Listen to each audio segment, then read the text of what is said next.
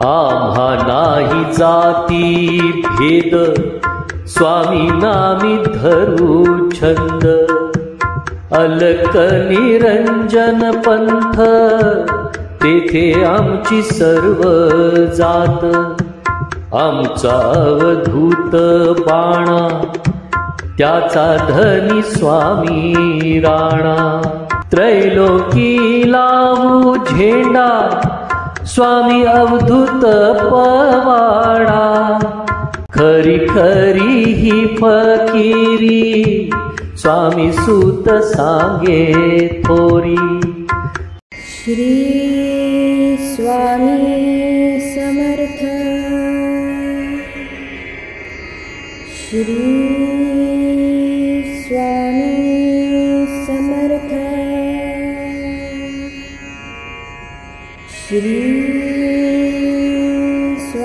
श्री स्वामी समर्थ महाराजांच्या मूळ चरित्रामध्ये त्यांचा अगदी तुरळक उल्लेख आहे.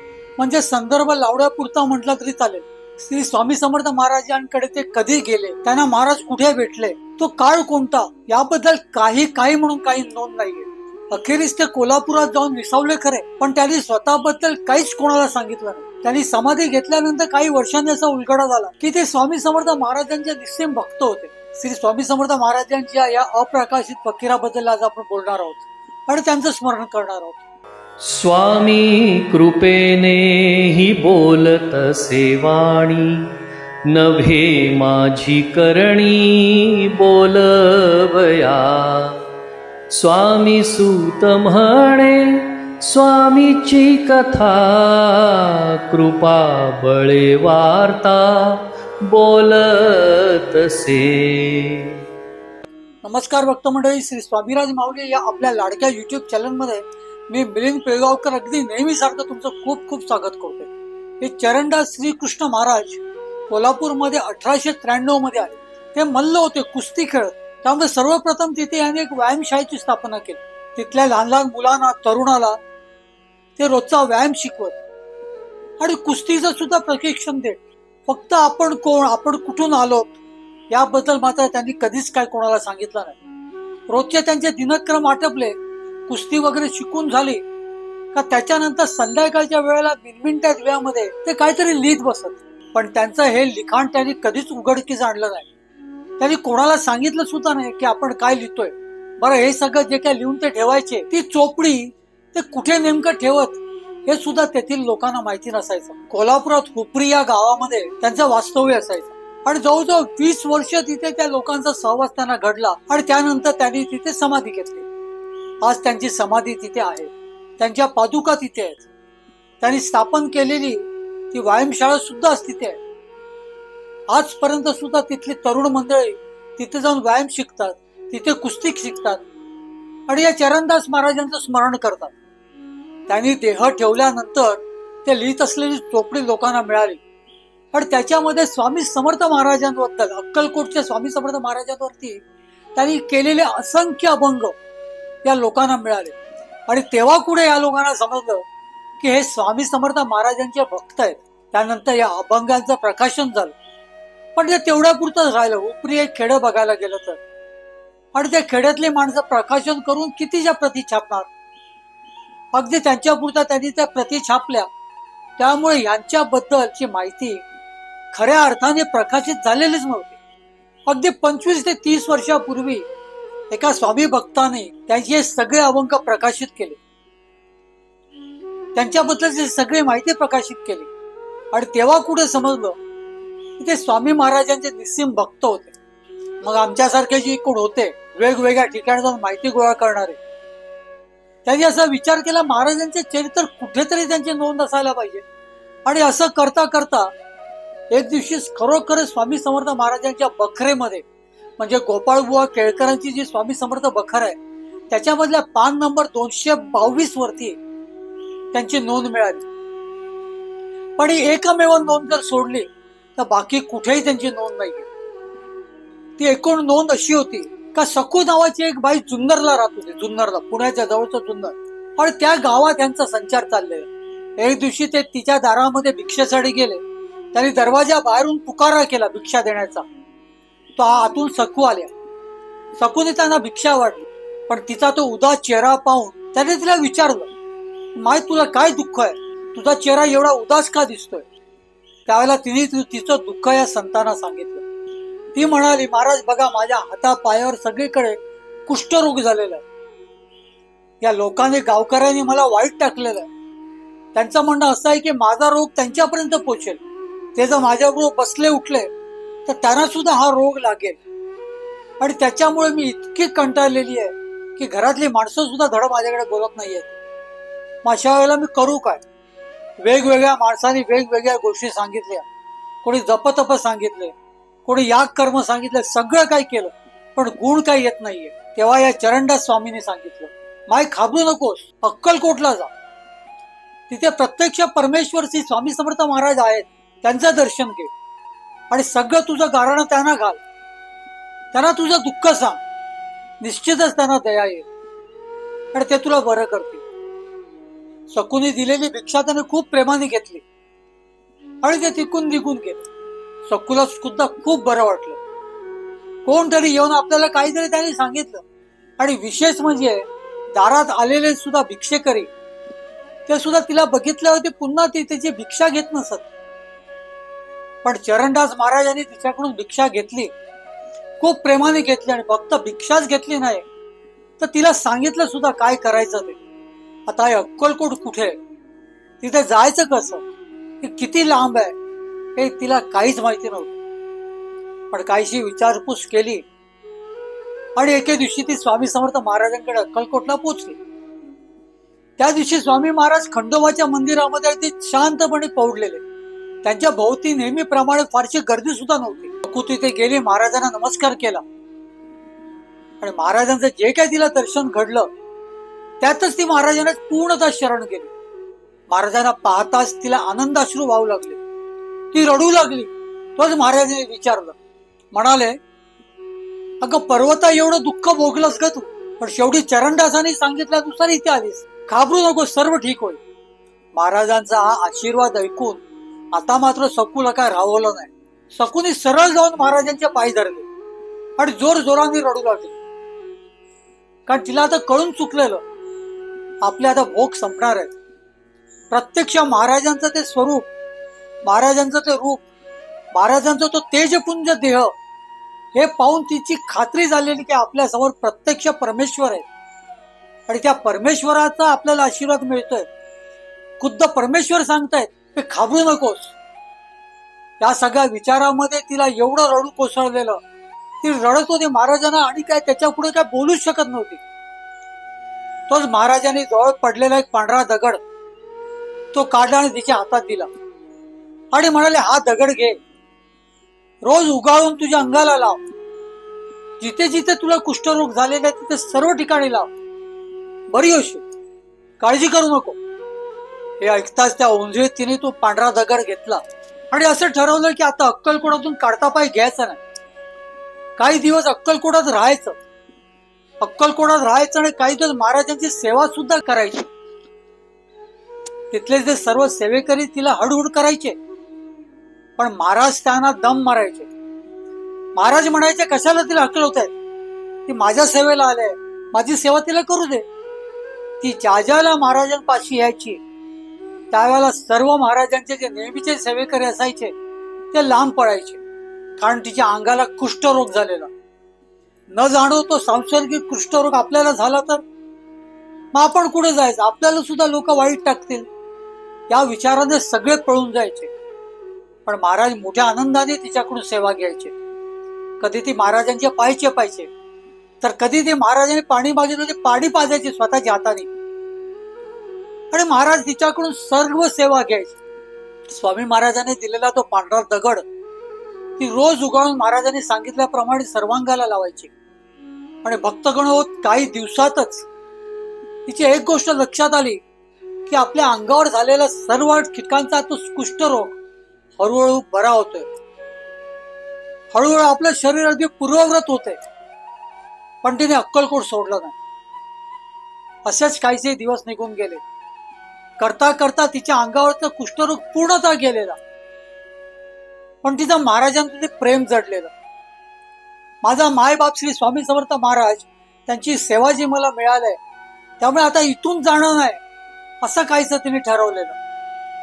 तोच एक दिवशी महाराजांनी तिला बोलवलं आणि सांगितलं, आता तू तुझ्या घरी जा, तुझं काम झालेलं आहे, आता तू तुझ्या घरी जाऊन तुझा जो संसार आहे तो सांभाळ, आता इथे जास्ती दिवस राहू नको. महाराजांची आज्ञा घेऊन ती पुन्हा जुन्नरला आली. असं म्हणतात की मध्ये मध्ये ती स्वामी महाराजांच्या दर्शनासाठी येत असत, पण तिचं स्वामी महाराजांकडे येणं मुळात झालं कोणामुळे तर चरणदास स्वामींनी सांगितल्यानुसारच ती आली होती इथे. ही नोंद आहे की चरणदास स्वामींनी देह ठेवल्यानंतर कितीतरी दिवसांनी मिळालेली आहे, ती पण आमच्यासारख्यांना मिळालेली आहे. कारण त्यांनी देह ठेवल्यानंतर कितीतरी वर्षांनी त्यांच्या चोपडीमध्ये तिथल्या लोकांना स्वामी समर्थ महाराजांचे उल्लेख मिळाले. त्यांनी लिहिलेल्या असंख्य अभंगांमधून स्वामी समर्थ महाराज यांच्याबद्दल लिहिलेलं आहे, अक्कलकोट बद्दल लिहिलेलं आहे, तिथल्या लोकांबद्दल लिहिलेलं आहे. हे पाहता तिथे अगदी स्पष्ट झालं की हे चरणदास महाराज हे स्वामी समर्थ महाराजांचे शिष्य होते किंवा भक्त होते. त्यांचे ते फकीर होते, कारण ते स्वतः सुद्धा संन्यासी होते. येथे हुपरी या गावामध्ये त्यांना चरणदास श्री गोपाळकृष्ण स्वामी म्हणून म्हणत. चरणदास श्री गोपाळकृष्ण स्वामी त्यांचा इथे मुक्त संचार असायचा. कधी लहर लागलीच तर नरसिंहवाडीला जायचे. ते नरसिंहवाडीला गेले का 8-10 दिवस तिथे राहायचे, पण ते कोणाला कधीच सांगत नसत की मी कुठे जातोय. नंतर ते कुठे जायचे लोकांना कळायचं पण नाही. हुपरी गावामध्ये आल्यावरती काही दिवस ते कुठे गेले नाही. नंतर ते नरसिंहवाडीला जाऊ लागले, पण त्यानंतर त्यांची भ्रमंती, एवढी भ्रमंती झाली त्यांची का ते कुठे जातात, पहिली गोष्ट म्हणजे ते कधी जातात हे सुद्धा लोकांना समजायचं नाही. एका सकाळी उठून गावकरी बघतायत तर चरणदास स्वामी नाहीत, अगदी कुठेच नाही गावभर.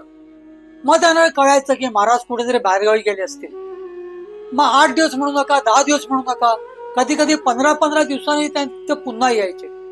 आणि ज्या वेळेला यायचे त्याला भरपूर चहा पावडर, भरपूर साखर, भरपूर धनधान्य हे सगळं ते घेऊन यायचे. स्वतःच्या हाताने चहा करून त्या लहान लहान पोरांना ते चहा पाजायचे. त्या तरुण मंडळींना कुस्ती वगैरे झाली का स्वतःच्या हाताने काहीतरी नाश्ता करायचे, स्वतःच्या हाताने चहा करायचे आणि त्यांना खाऊ घालायचे. अतिशय प्रेमळ व्यक्तिमत्व असलेले हे गुरुदेव चरणदास स्वामी तेवढेच कोपिष्ठ सुद्धा होते. त्यांना कधी राग आला तर त्यांच्या समोर कोणी उभं राहत नसत बरं का. कोणी उभं राहण्याची कोणाची हिंमतच होत नसेल. या हुपरी गावातली सर्व लहान लहान मुलं शाळेतून आली का त्यांच्या बरोबर राहत. त्यांच्याच व्यायामशाळेत ते सगळं शिक्षण घेत. तिथेच ते शाळेतून दिलेला त्यांचा जो काही गृहपाठ वगैरे तिथेच चालत असायचा. अगदी आंघोळी पुरतं अगदी घरी गेले आणि तिथून शाळेत गेले. बाकीचा सगळा नित्यक्रम त्या चरणदास स्वामींच्या बरोबरच या सगळ्या लहान मुलांचा असायचा.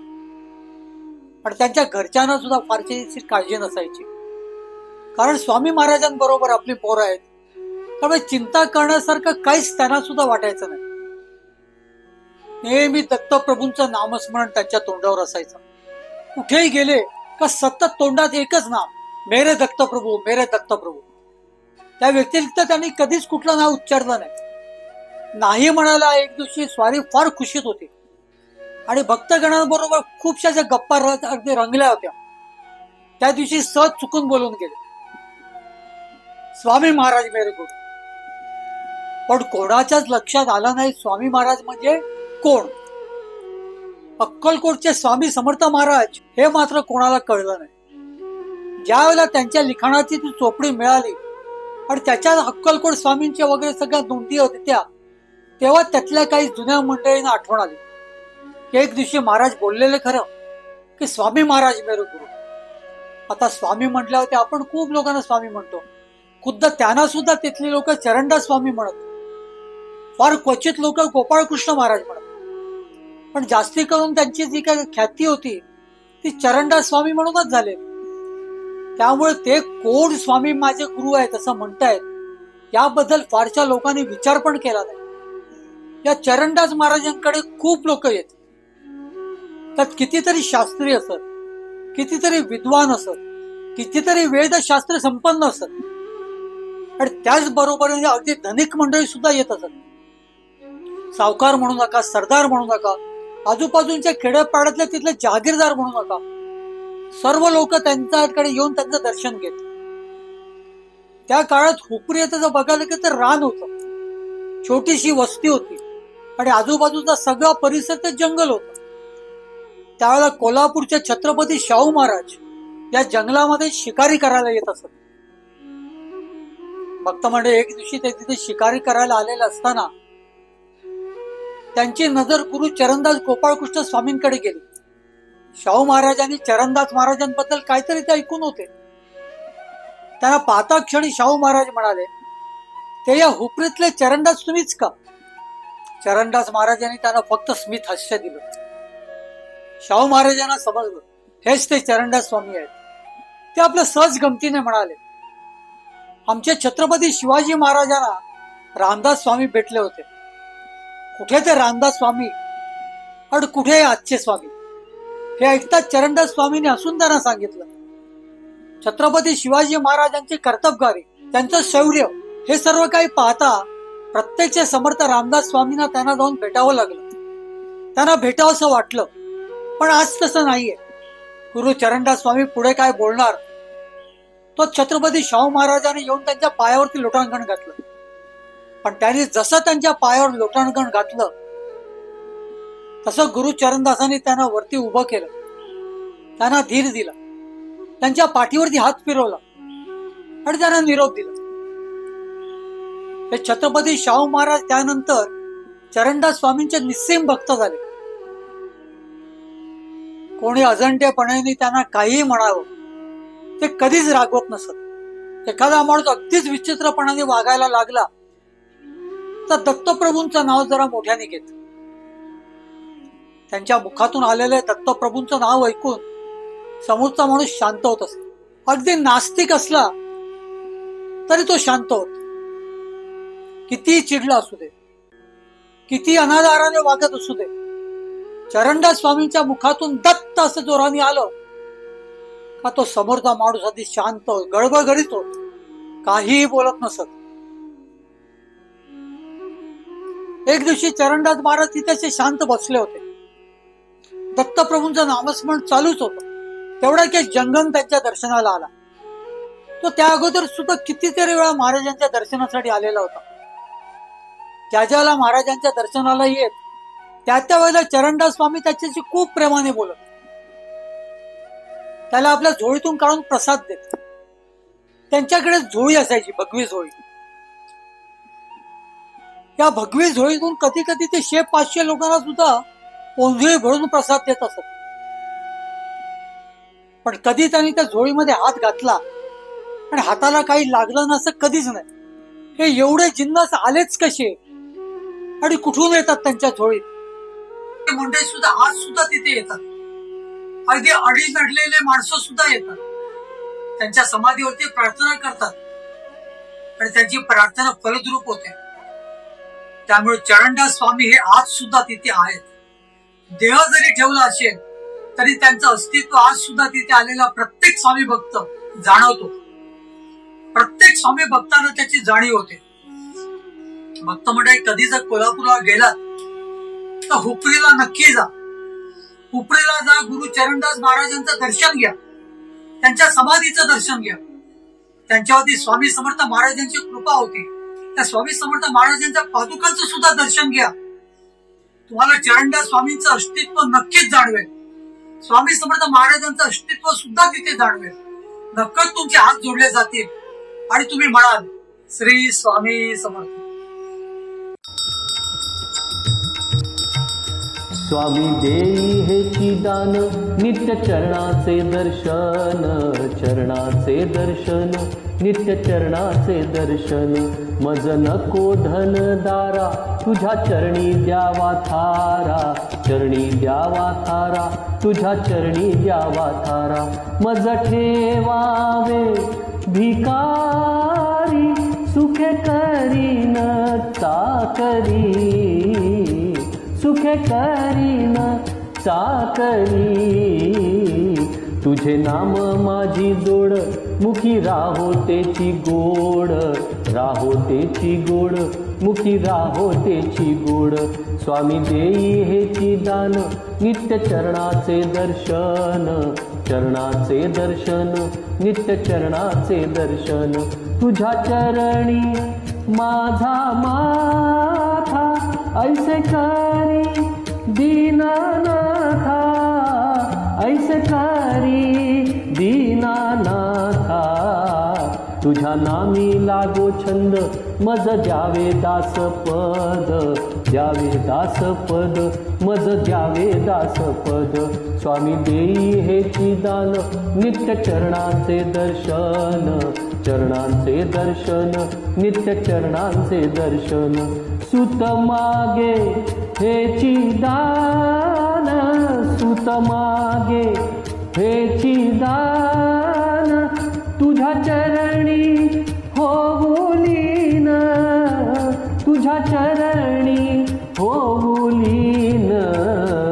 स्वामी देई हेची दान, नित्य चरणांचे दर्शन, चरणांचे दर्शन, नित्य चरणांचे दर्शन। मज नको धन दारा, तुझ्या चरणी द्यावा थारा, चरणी द्यावा थारा, तुझ्या चरणी द्यावा थारा। स्वामी देई हेची दान, नित्य चरणांचे दर्शन, चरणांचे दर्शन, नित्य चरणांचे दर्शन। स्वामी देई हेची दान, स्वामी देई हेची दान, स्वामी देई हेची दान।